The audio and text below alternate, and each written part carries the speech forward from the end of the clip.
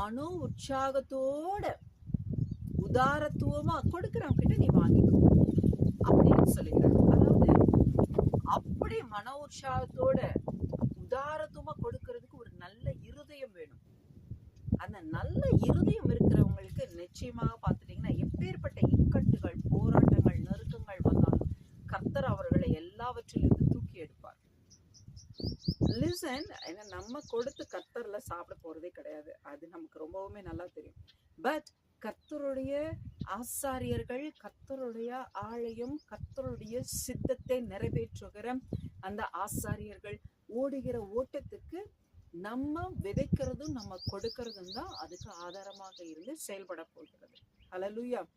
so மோசே சொல்ல போது அதுல கர்த்தர் மன எப்படி உற்சாகத்தோட உதாரத்துவமா கொடுக்கிறவங்களுடைய இருதயத்தை